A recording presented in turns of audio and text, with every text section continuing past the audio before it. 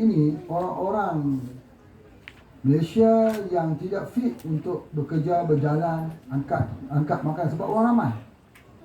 Itu akhirnya membuatkan orang menjadi agak tidak gembira sebab rumah makan RFC ini dia sama seperti KFC. Rumah makan segera. Duduk sekejap ya, dah sampai. Tapi mereka terpaksa duduk sampai 1 jam. Jadi ini menyebabkan kita hilang keseimbangan dan akhirnya kita gagal untuk meneruskan projek besar yang berpotensi sangat besar. Jadi bagi membina semula impian tersebut, mungkin Allah tak takdir aku besar di Malaysia dan tidak ada penyokong orang kuat yang akan bersama dan mungkin akan besar di Indonesia. Amin. Sebab apa mimpi ini akan jadi satu benda yang benar dan besar. Sebab itu kita mempunyai. Maka pada ketika itu Pak Haji buat satu kursus di Sungai Petani di Swiss in hotel dan menjemput orang Indonesia untuk hadir. Jemputan itu ada mempunyai arti. Nak lihat berapa ramai yang hadir itu yang mempunyai minat, yang ada skill. Maka pada ketika itu lahirlah ada seorang yang bernama Pak Bambang Semangun. Dia hadir dan dia memegang buku tersebut yang Pak Haji tulis. InsyaAllah kita akan print buku itu. Memegang buku tersebut, dia kata saya akan buat apa yang saya belajar ke buku ini. Beliau pulang ke tempat dekat Medan. Selepas itu beliau membuka tempat peternakannya, memegang daripada apa yang ada dalam buku ini. Beliau telah berjaya akhirnya membuka tempat peternakan dan berkesinambungan seterus itu dengan membuka rumah makan ayam percik. Menggunakan itu dan akhirnya permintaan demand terhadap ayam yang dikeluarkan begitu besar, termasuk yang membelinya adalah orang-orang Cina. Satu petanda aras, kalau orang Cina boleh beli di tempat kita, ayam itu menandakan satu petanda aras bahawa akan besar. Daripada 5 orang pekerja beliau di rumah makan tersebut telah jadi 15 orang. Dan hari ini beliau telah pergi berhari raya di Malaysia pada hari raya yang lepas. Hari raya di situ dia kata dia ingin supaya HPA bangkit semula dengan konsep ayam penyet ini. Jadi Pak Haji kata tunggu masa supaya Pak Haji boleh datang semula ke Indonesia, nak memulakan, nak atur peternakan balik, nak atur semua tempat, atur balik, kita akan berbesar semula. Jadi insya-Allah pada minggu depan Pak Haji dah hubungi beliau siap sedia. Dia kata kalau Pak Haji Allah hari ini pun dia akan datang. Pak Haji nak suruh dia datang ke sini mungkin dalam 3-4 hari lagi. Membuat di sini sampel. Buat ini sampel di mana kita selepas ini semua anggota kita boleh membuka tempat rumah makan ini. Kita tidak perlu berfikir yang besar-besar. Kita buat apa yang kita mampu buat. Kalau modal kita tidak besar, kita buka secara angkringan. Kalau angkringan sudah kita kuat, buka secara secara yang lebih besar banyak. Tetapi kena ada tempat makan kita sendiri. Di mana tempat yang kita ada, misal kata kita ada dekat Tegar, kena ada rumah makan kita. Bila kita ada di Kali Tengah, bersama Pak Ali Imran, kena ada rumah makan kita sendiri. Ketika kita ada di Madura, kita kena ada rumah makan di Madura. Ketika di mana ada tempat bertemunya para leader kita ini, semuanya mesti ada rumah makan kita sendiri. Kita berjuang macam mana kita berjuang produk spray ini, begitu juga dalam produk-produk pertanian. Alhamdulillah, jadi pada hari ini banyak sebenarnya isu-isu pertanian yang Pak Haji nak sampaikan. Cumanya mungkin Pak Haji nak jemput mereka yang terlibat terus. Iaitu yang pertama sekali, yang paling terbaru, iaitu kita membuat usaha-sama dengan Universiti Islam Riau, iaitu bagaimana mengubah tanah-tanah yang miskin hara menjadi tanah-tanah yang berpotensi besar dan menghasilkan hasil yang besar. Jadi ini adalah merupakan satu research yang kita buat. Hari itu mereka minta Pak Haji pergi bentangkan kepada dekat universiti. Pak Haji pergi sekejap je. Perbentangan ilmu pertanian ni bukan hanya sekadar cerita, kita buat contoh dulu. Kita buat contoh dulu. Kita buat template dulu. Bila template berjaya, baru kita boleh memperkatakan kejayaan kita. Jadi itu kita hantar pada ketika itu Pak Tomo yang pergi kat sana. InsyaAllah. Ada Pak Tomo sini? Ada ya? Baik. Tapi semalam ini kita telah mendapat video-video daripada teman-teman yang telah pergi ke sana. Namun begitu, Pak Niat jemput dulu Pak Tomo untuk menceritakan apakah projek yang telah beliau lakukan, apa pengkaedah yang beliau lakukan yang dibuat di Universiti Islam Riau ini. Persilakan Pak Tomo. Silakan.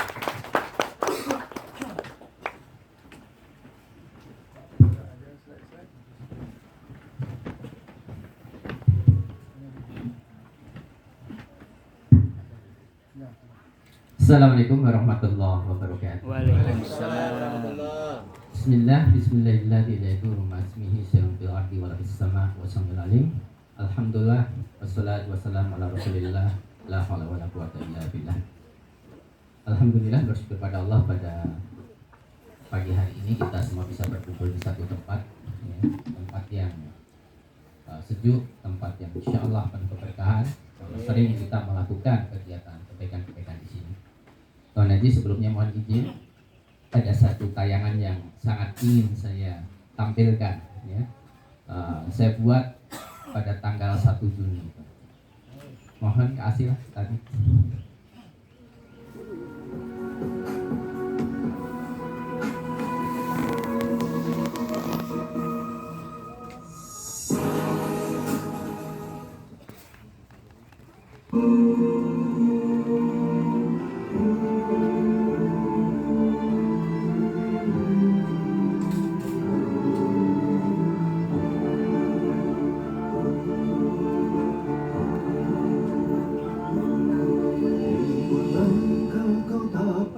Yang berguna, umur yang bermanfaat, terbuat semuanya bukan untuk diri pribadi.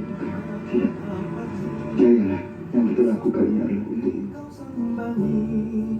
Tanpa kenal lelah jenuh, sampaikan firman Tuhanmu. Tanpa kenal lelah jenuh, sampaikan firman Tuhanmu. Ribuan langkah kau tapaki, pelosok negeri kau sambangi. Ribuan langkah kau tapaki, pelosok negeri kau sambangi. Tanpa kenal Bahawa keberadaan kita di tengah-tengah petani bukanlah menjual POC atau memperkenalkan POC, tetapi memperkenalkan Rabb yang mencipta POC tersebut. Hujan badai tak lunturkan azammu. Ragakan terluka, tak jerikan nyalimu. Fata morgana dunia tak silaukan pandangmu. Semua atas diri, panjatkan Allah.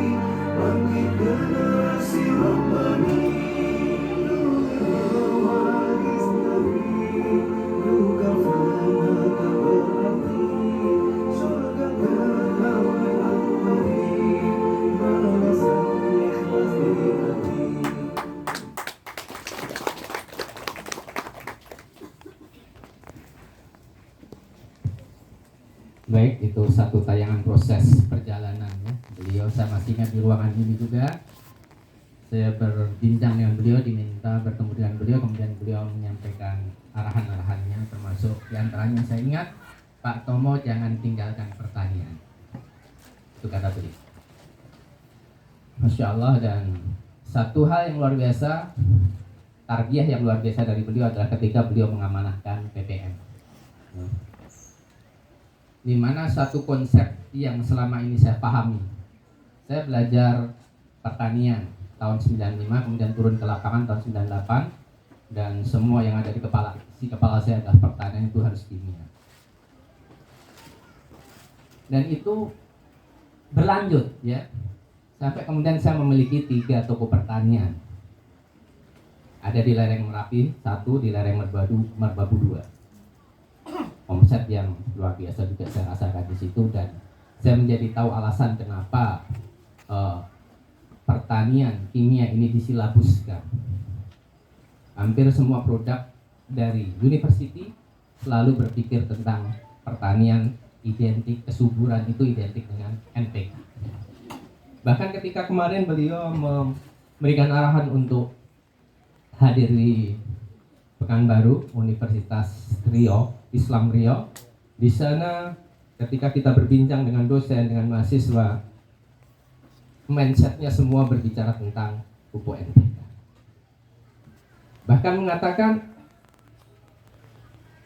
bahwa pertanian organik ini seolah sesuatu yang asing, sesuatu yang aneh, sesuatu yang akan sulit dilakukan. Persepsi ini sama ketika saya belum diamanahkan beliau untuk mendampingi para santri pesantren pertanian mandiri. Ujian terbesar dari beliau adalah ketika diminta untuk melaporkan kondisi lahan yang akan disewa. Saya matur ke beliau, Tuan Guru, lahan ini lahan yang marginal, lahan yang bekas tambang pasir, tidak bisa diolah. Maka beliau mengatakan dengan kalimat yang sederhana, padang pasir saja bisa ditanam. Dan itu menjadi tantangan yang luar biasa. Terima kasih Tuan Guru telah memberikan satu motivasi pembangun jiwa yang luar biasa, dan itu menjadikan tantangan buat saya mengolah satu lahan yang betul-betul luar biasa juga. Boleh kasihlah yang PDF.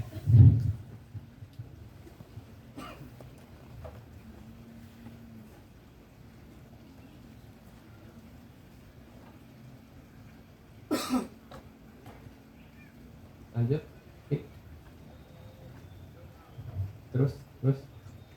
Terus lagi foto lahan, terus lagi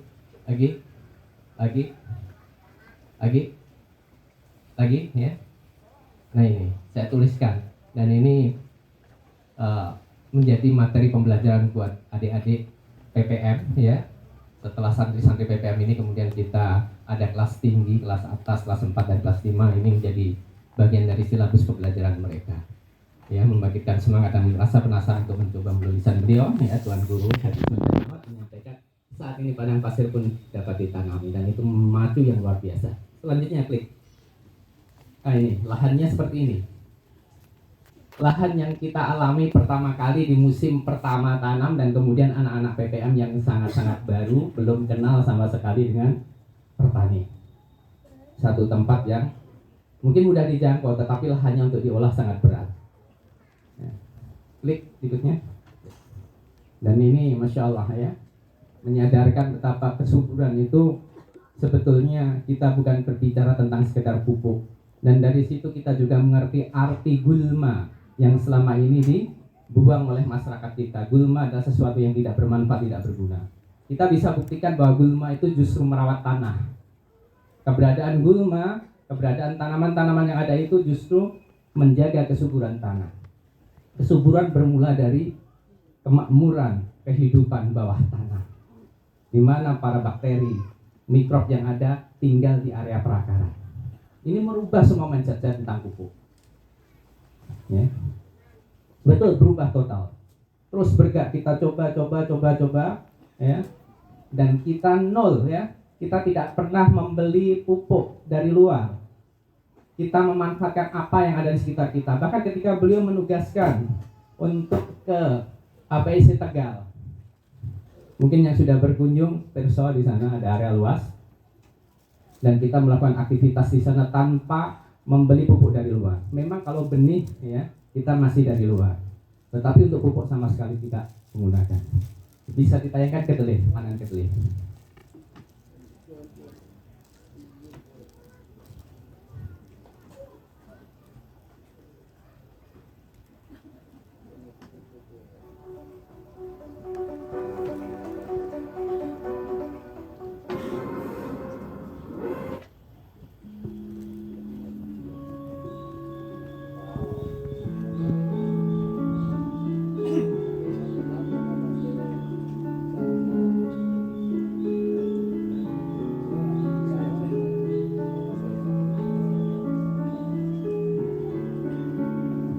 Ini organik, tanpa perlakuan bahan kimia sintetik, tidak ada pupuk kimia, tidak ada spray pestisida.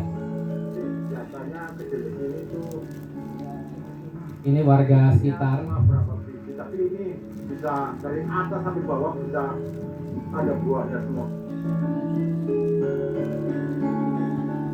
para santri ya yang bersama di Tegal.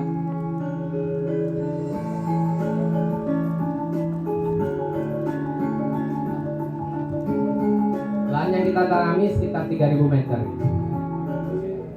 Ini bukan musim nanam kedelai, tapi nyatanya pondok pesantren nanam kedelai bagus sekali. Kalau saya penutupan mungkin musiman Mana Bu? Bukan Tegal ya. musim bulan 3 bulan 7 nanam kedelai.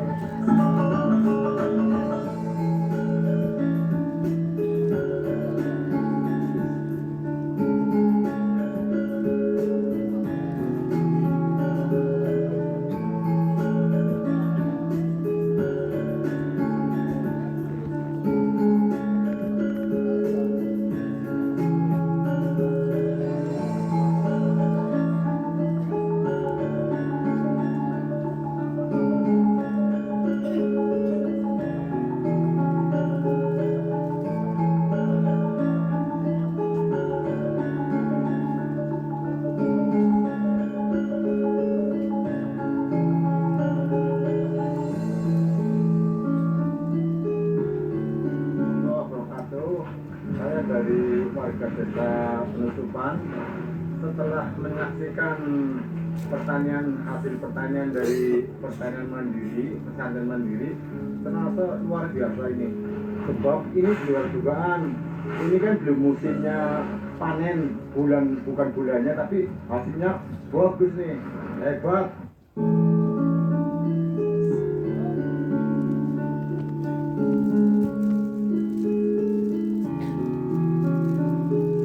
Panjang kali ini pendek, buahnya bukan seperti ini.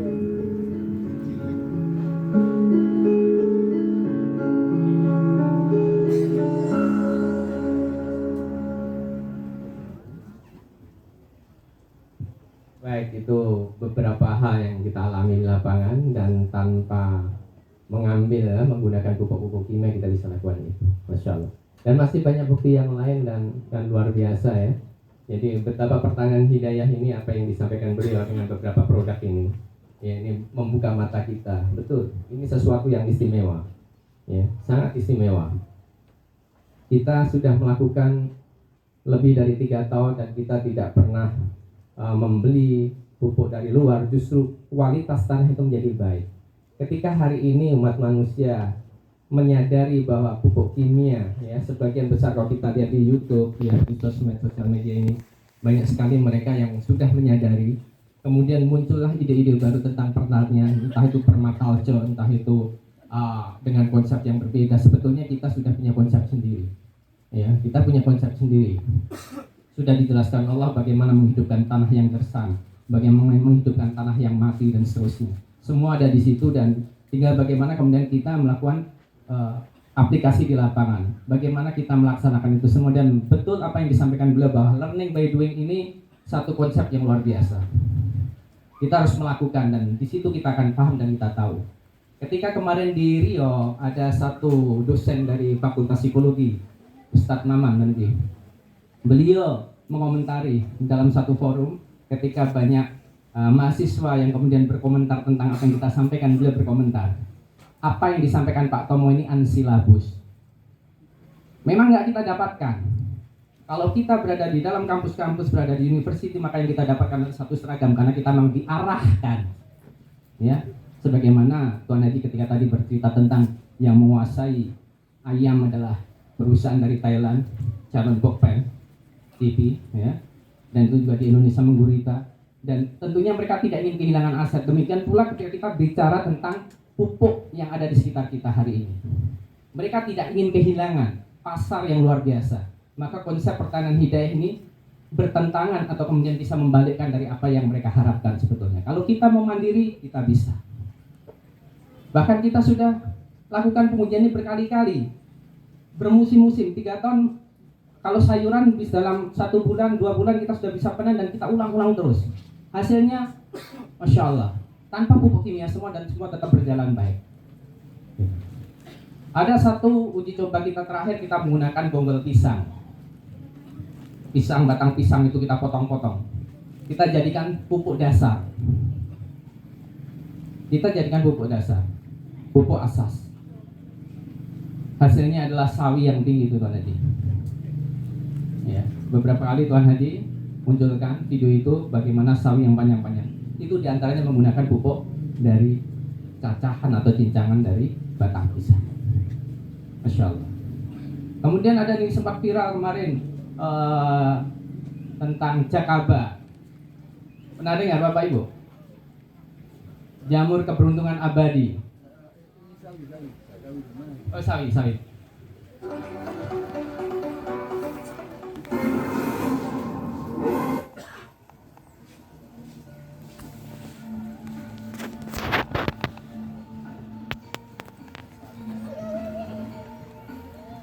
Assalamualaikum warahmatullahi wabarakatuh. Alhamdulillah, pada sore hari ini kita ada di kebun praktek pesantren pertanian mandiri, dan kita menyaksikan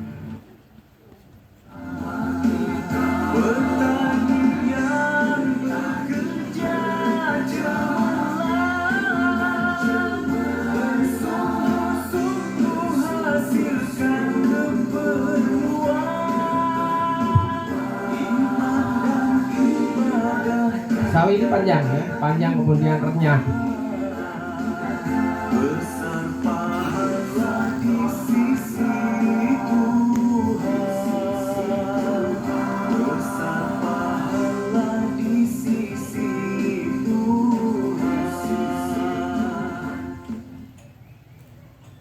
Baik, ya.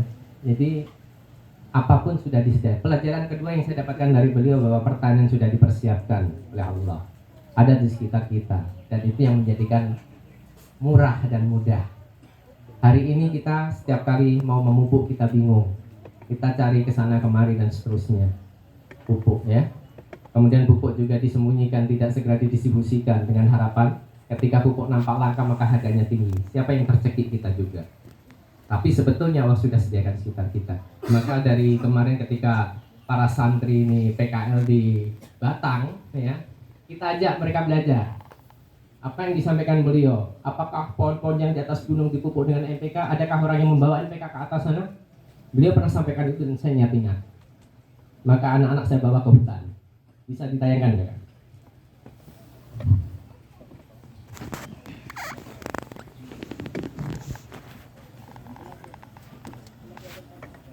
Belajar bertani. Judulnya belajar bertani dari alam. Ini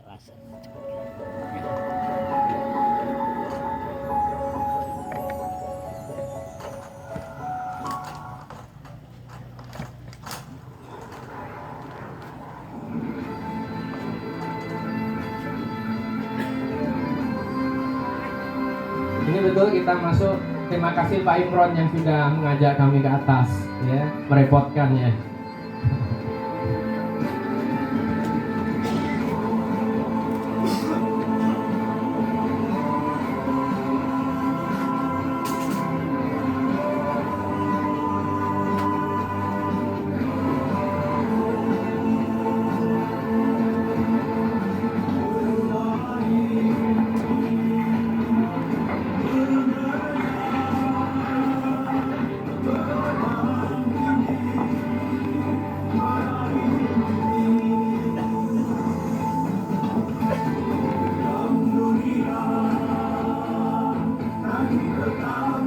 agak jauh memang perjalanannya sehingga sebagian kehausan, dan kita bisa merasakan minum langsung dari batang pohon.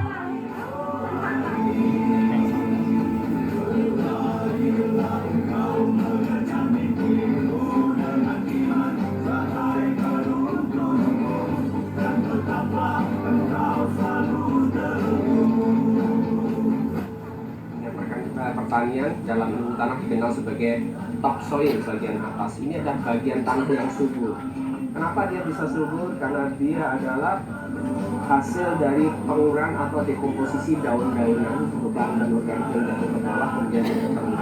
Atau kalau sekarang baru dikenal dengan istilah mikroorganisme lokal ya. Jadi nanti kita akan coba membuat perbanyakan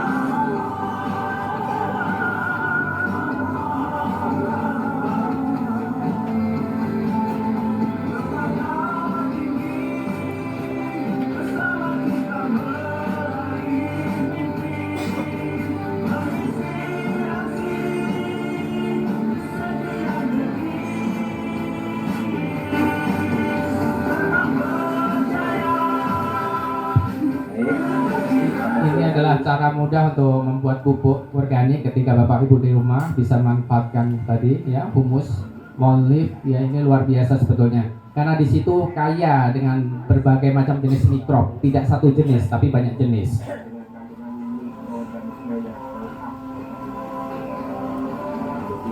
Kita beli yang EM4 dan sebagainya itu hanya beberapa jenis, tapi kalau ini yang dari alam ini lebih lengkap.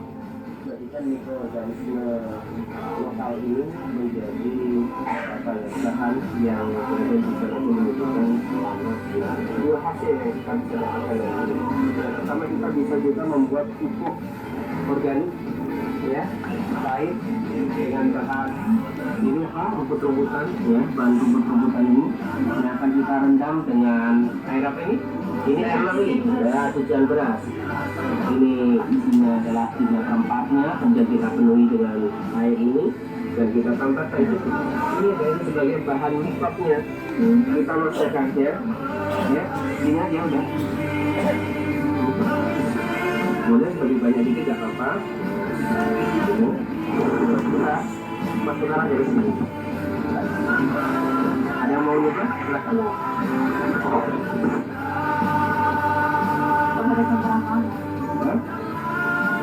Nggak usah ini disiapkan berarti dibiarkan 10 hari sudah bisa ya, 10 hari sudah bisa digunakan. Kalau daun-daunan dia seperti ini ya, daun-daun ini seperti ada ini. Dan pupuk ini sudah kita ujikan, kita gunakan pada tanaman sawi, sawi putih atau sawi pahit. Dan memang hijau daunnya berbeda ya. Karena kita menggunakan daun-daunan, ternyata efeknya lebih banyak pada daun. Sebagaimana yang pernah disampaikan Tuan Haji Ismail ya. Beliau pernah mengatakan daun untuk daun, buah untuk buah. Ya. Jadi kalau kita ingin memupuk daun untuk pertumbuhan awal vegetatif, maka yang kita perlukan adalah daun-daunan. Dimana ketika daun itu terdekomposisi, maka yang menjadi unsur-unsur terpisah itu adalah penyusun dari daun-daunan. Sebaliknya kalau kita menggunakan buah terdekomposisi, maka unsur yang adalah unsur untuk membentuk buah-buahan. Dan itu sudah kita lakukan semua, alhamdulillah, dengan izin Allah. Apa yang disampaikan beliau kita buktikan, learning by doing, masya Allah. Ya. Dan ini tidak kita dapatkan di dunia pendidikan yang ada di university itu ya. Maka ketika di UIR, Universitas Islam Riau itu ya juga ya ngeri-ngeri sedap, karena di hadapan saya itu bukan sekedar S1 kan aja ya, S2 dan seterusnya ya. Bismillah, akhirnya kita diizinkan untuk diberikan kesempatan ya untuk membentuk satu demplot. Dan ini karena ini masih lahan awal ya, kita masih terus pantau bagaimana kondisinya. Berbeda dengan kalau sudah beberapa kali dilakukan penanaman secara organik, maka kualitas lahannya menjadi lebih baik. Kalau baru satu kali memang belum begitu nampak, tapi bisa kita lihat yang real tadi. Ada satu lagi tadi ya.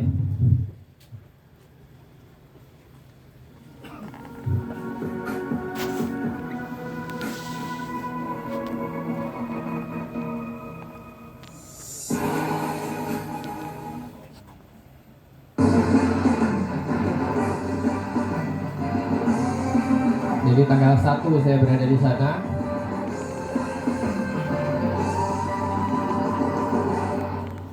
Langsung ke Fakultas Pertanian dan bertemu dengan beberapa dosen, kemudian dapat izin untuk mulai melakukan pembuatan demplot.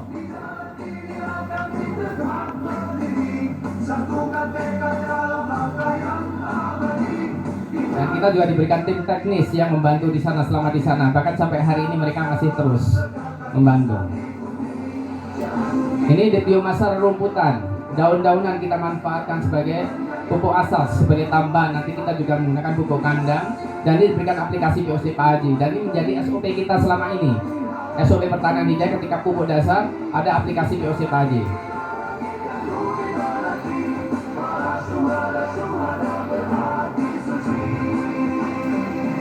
Kemudian sebelum penutupan mulsa juga kita lakukan penyiraman. Bedengan kita siram, ya. Kemudian pembuatan pupuk susulan. Jadi kita untuk pupuk susulan, pupuk cair kita buat sendiri. Sama juga dengan POC Pak Haji juga.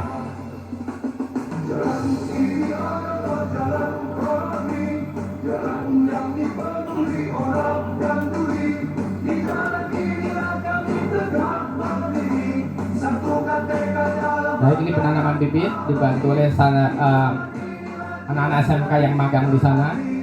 Ini kondisi awal tanaman.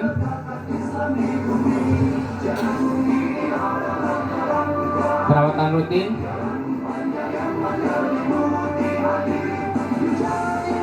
Kemudian ada penyiraman, ya, penyiraman pupuk susulan tadi yang kita buat. Daun sudah mulai nampak berbeda, berubah.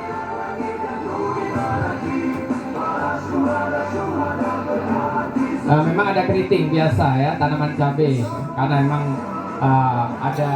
ada yang senang dengan daun-daunannya.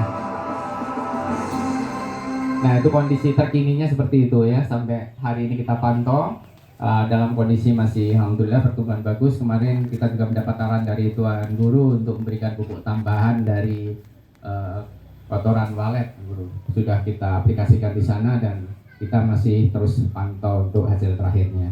Mungkin ini yang saya sampaikan, Pak Guru. Ya, baik. Mohon izin untuk mundur. Assalamualaikum warahmatullahi wabarakatuh. Mari kita tengok ada kiriman semalam, ada video kita di masjid. Boleh kita tengok. Ini projek dia. Bukan pada hari ini projek penanaman sayuran menggunakan POC bersama dengan Pak Emnor dan juga Pak Asep. InsyaAllah kita ikuti perkembangan seterusnya. Proses memberi makan ikan lele yang menggunakan teknik POC. Tak ada bau. Terbiasa stresnya. Tapi kesan tanah, Pemindahan bibit dengan tanah itu pecah. Tapi nampak ada pemulihan berlaku, ya. Sudah luar biasa sih pemulihannya. Mulai Sangka dulu tidak akan mau tumbuh gara-gara stres dia Stres, namanya. Tapi alhamdulillah dengan POC bisa menumbuhkan lagi. Sebuah bunga ini sekitar berapa hari yang bisa berbuah? Ini sudah mulai mulai. sudah berbuah sekarang. Jadi mungkin dalam 5 hari lagi sudah. 5 hari. Selama ini berbeda pemahaman. Saya pikir juga tak mampu dengan organik banyak. Ya luar biasa sih kayaknya pertumbuhan tanaman cabai memang murni organik sama sekali tidak menggunakan kimia. Memang agak pesimis di awal. Pesimis memang di awal, tapi sekarang lagi lah semangatnya. Kita saksikan perbedaan tanaman melon yang tidak menggunakan pupuk POC, pertumbuhannya agak lambat. Begitu juga buahnya kelihatan kecil buahnya. Dengan tanaman melon yang menggunakan POC di sebelah kanan meninggi, lihat, terus sampai ke atas dan buahnya lebih besar, ya. Dan buahnya besar, buahnya lebih tinggi dan Alhamdulillah, ya. Dan mari kita tengok sikit, ada satu lagi video tentang pokok vanili ya, vanili yang telah digunakan. Kita tengok hasilnya setelah menggunakannya itu dapat melihat buah yang cukup banyak ya. Dia jadi 5 rumpun, 5 rumpunan itu. Menggunakan dia punya POC, ada gambar-gambar lagi. Ini sangat-sangat bagus sekali ya untuk peternakan vanili yang harganya mahal. Ini kita boleh membuatnya. Subhanallah, dia jadi bukan hanya satu ya. Kadang-kadang hanya 1, 2, dia sampai 5, 2, 3, 4 sampai ke 5 sampai ke ujung. Ya, itu dah buah vanili, masya-Allah ya. Ini sangat-sangat terkesan menggunakan itu sebagainya. Baik. Alhamdulillah, pada hari ini ada beberapa perkara yang Pak Haji nak bongkarkan supaya kita jadi satu titik baru pemikiran. Ya, pemikiran supaya kita boleh, itu di antaranya. Hari ini ialah tentang orang berkata tentang tanah di bawah pohon bambu. Tanah di bawah pohon bambu. Tanah di bawah pohon bambu ni sangat berharga hari ini. Mungkin hari ini tak ada orang jual, dia pack, mungkin masa depan ada 1 kilo orang jual tanah di bawah pokok bambu ni. Kerana sama juga seperti mana yang kita lihat bahawa pokok bambu ni dia boleh diguna, ambil rebung dia. Boleh buat mall rebung, mudah saja. Ambil rebung, ya, kita masukkan dalam air, kita rendam air, kita masukkan gula merah 11 kilo rebung, 11 liter air dan 1 kilo gula merah. Itu dah cukup besar dah untuk menghidupkan. Dan dulu orang mengambil dia punya, letakkan nasi yang makan itu, letakkan di bawah pokok bambu. Besok dia akan keluar dia punya macam jamur di atas nasi-nasi tersebut. Ya, itu adalah di antaranya. Dan hari ini orang sudah mula menggunakan tanah-tanah di pokok bambu. Sebenarnya ada satu lagi yang lebih advance daripada itu. Mari kita tunjukkan, iaitu air di dalam pohon bambu. Ini videonya, air dalam pohon bambu. Air dalam pohon bambu ini yang kita ambil, ya, ada videonya juga ya. Di mana air yang di dalam pohon bambu ini ketika diambil ini, maka dikeluar dalam satu produk kita dipanggil bentung spray. Bentung spray itu testimoni dia pecah batu karang. Pecah batu karang, orang tu tak sempat nak operasi. Siapa yang ada batu karang, sama ada batu karang di empedu ataupun batu karang yang ada di ginjal, dia tidak akan sempat operasi kalau dia minum air daripada pokok ataupun air daripada air bambu ni. Ini sangat istimewa. Dan dia bukan hanya untuk itu saja. Sama juga dengan bumi yang mati, kita masukkan pupuk daripada di bawah tanah pohon bambu ini, bumi itu hidup. Sama juga dengan tubuh badan manusia. Tubuh badan manusia yang dah mati, yang ada luka, yang ada bengkak, yang ada dia punya, orang kata rosak lah, ada gangren. Macam mana nak hidupkan balik tubuh badan ni, nak bagi elok balik? Maka ambil air daripada air betung. Itu di antaranya, air betung, air yang telah ada kita keluarkan. Itu di antara. Jadi oleh sebab itu dia digunakan di dalam pengobatan, dia digunakan di dalam pertanian. Rebung digunakan di dalam pertanian misalnya. Dulu kita mengambil akar daripada bambu ini. Akarnya juga dijadikan kapsul Malex. Ya, satu kapsul yang untuk mengelakkan daripada cuci buah pinggang. Alhamdulillah kita tahu ada banyak testimoni daripada penggunaan kapsul untuk cuci, anti cuci buah pinggang. Boleh tinggal. Macam mana Pak Tomo kata, orang yang menggunakan kimia dia tak akan boleh meninggalkan kimia. Kita mengatakan bahawa bumi ini boleh dihidupkan tanpa kimia. Sama juga dengan orang yang menggunakan mesin hemodialisis. Dia kata tak boleh tinggal. Tetapi macam mana ya Pak Pri Haji ya, beliau berikan antaranya albumin. Apa dia? Albumin daripada haruan, ikan gabus. Kemudian omega 3. Ya, berikan omega 3, bagi juga teh pegaga. Tu di antaranya, dan bagi BCO satu lagi. Betul? Bagi BCO. Jadi ini boleh meninggalkan terus orang yang cuci buah pinggang itu. Buktinya siapa? Bapak Pak Haji Sri dulu memang doktor suruh cuci ginjal. Tapi kita guna herba 100%, boleh tinggal ubat kimia, dia kena rheumatoid arthritis, boleh tinggal ubat kimia, boleh pergi ke Mekah lagi, tak cuci buah pinggang. Nah, padahal doktor kata sudah teruk dah. Dah ada kidney failure dah. Tak boleh berfungsi lagi dah. Albuminnya tinggi dan sebagainya. Jadi nak menunjukkan bahawa subhanallah. Jadi kalau hari ini kita ada betung, ya, kita ada betung spray. Itu sangat-sangat bagus untuk ginjal. Sebab apa? Cuba kita fikirkan ni.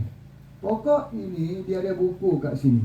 Ya, buku ini adalah bayangan daripada ginjal manusia.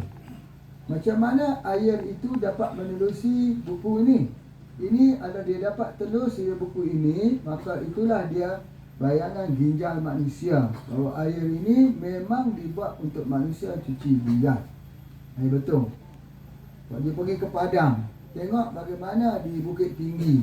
Orang Bukit Tinggi itu dia ambil bambu ni, dia masuk susu kerbau.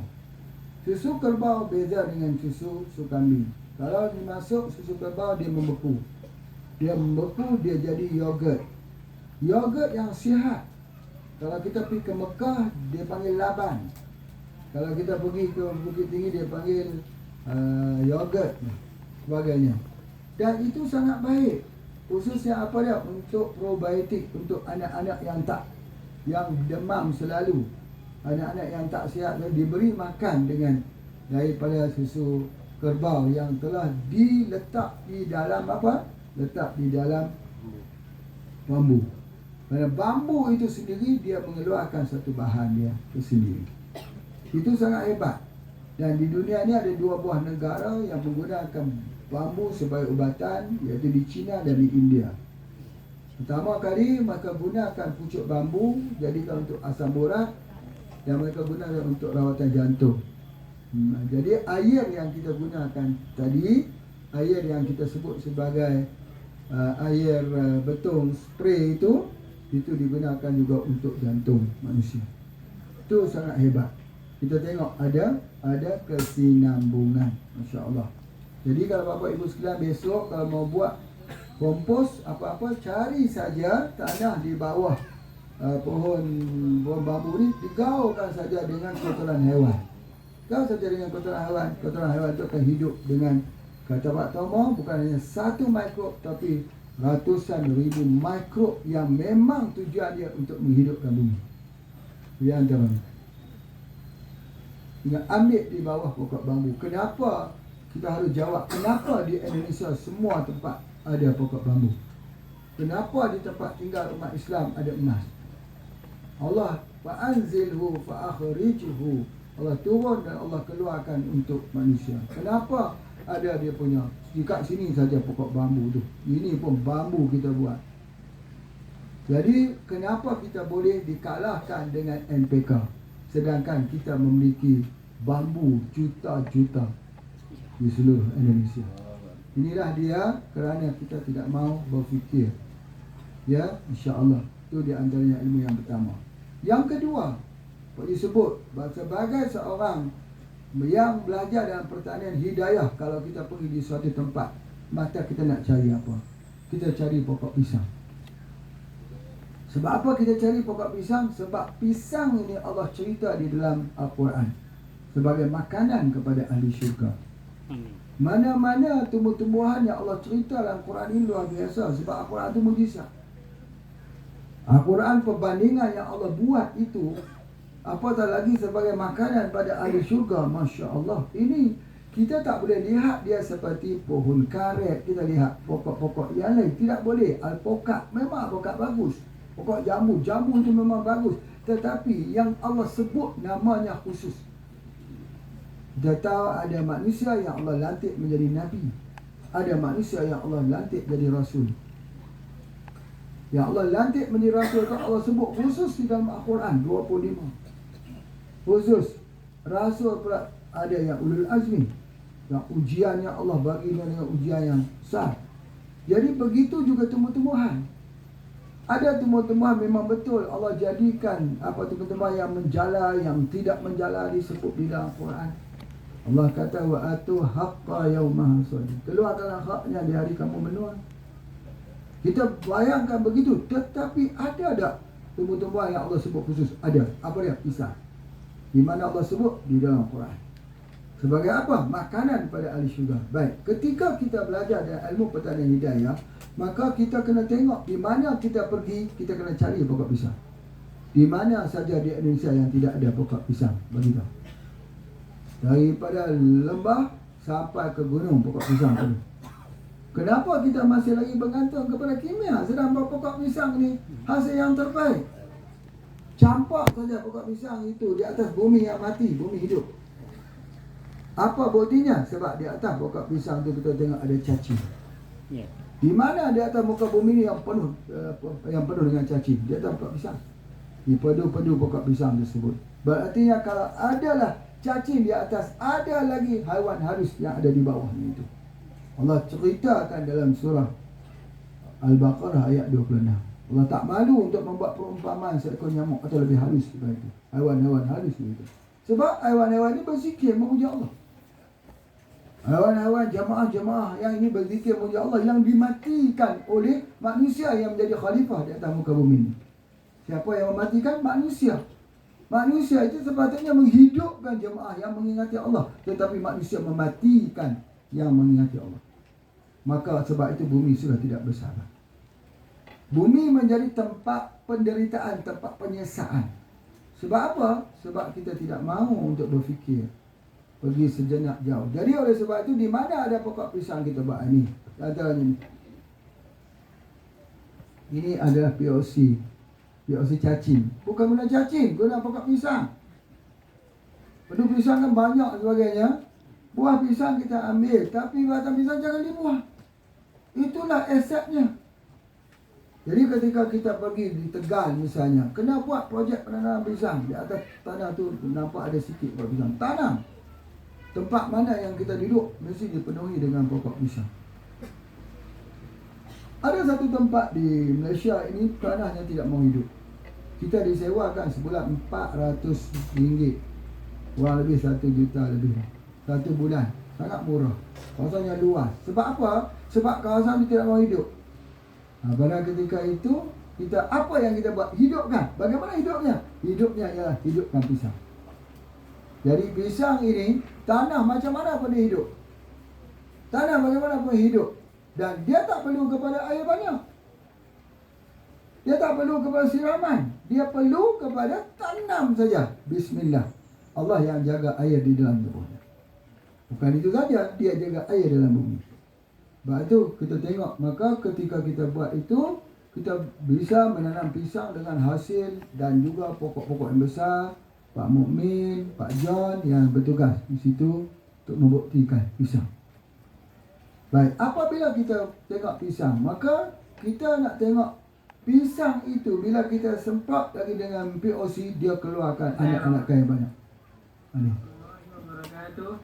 Inilah keadaan pisang di kampung Selamat saya ini nih.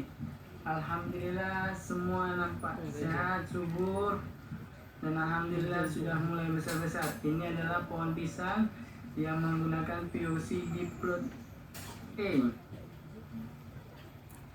Okey, tengok daun dia. Lentur daun itu berat. Sebagainya. Jadi nak menceritakan bahawa kenapa kita buat pisang. Yang pertama, pisang Allah sebut dalam Quran. Yang kedua, dia menghidupkan bumi. Kerana tugas sebagai khalifah Allah di atas muka bumi ini, pertanian hidayah adalah menghidupkan bumi. Bukannya mematikan bumi. Dan hidupnya makhluk-makhluk halus di dalam bumi itu yang berzikir memuji Allah. Senang saja. Maka keluar yang ini. Maka ini dibuat oleh Alhamdulillah dibuat oleh Pak Ali Imran, dan mungkin Pak Imran boleh menceritakan, Pak dijemput menceritakan. Ini adalah bahan-bahan yang diolah daripada yang orang kata hama, yang orang kata gulma. Tidak ada hama, tidak ada gulma. Sebab apa kita sebut tidak ada hama, tidak ada gulma? Bapa ibu sekalian, ada tak sesuatu yang Allah cipta yang sia-sia? Tunjukkan. Manusia dulu mengatakan usus buntu itu sia-sia. Usus yang lebih. Ketika manusia membuang usus buntu tersebut, dia demam. Manusia mengatakan amandel itu suatu benda yang lebih, bisa dibuang. Buang saja amandel, demam setiap bulan. Tidak ada satu. Maha suci Allah sebenarnya. Kau tak cipta ini sia-sia. Jauhilah kami daripada azab neraka. Maha suci Allah yang mempunyai sifat sempurna. Mencipta sesuatu yang tidak ada guna, mana mungkin? Mustahil. Kerana dia maha mengetahui. Yang mengatakan ada hama, ada gulma, ialah kerana kita yang tidak mengetahui. Kita yang tidak mengetahui. Solat ya. Ya, kita nanti solat dulu, nanti kita akan sambung ya. Pertanyaan ini sangat menarik untuk dibincangkan. Banyak perkara-perkara yang boleh dibincangkan. Ya. Baik, kita solat dulu. Okey. Assalamualaikum warahmatullahi wabarakatuh.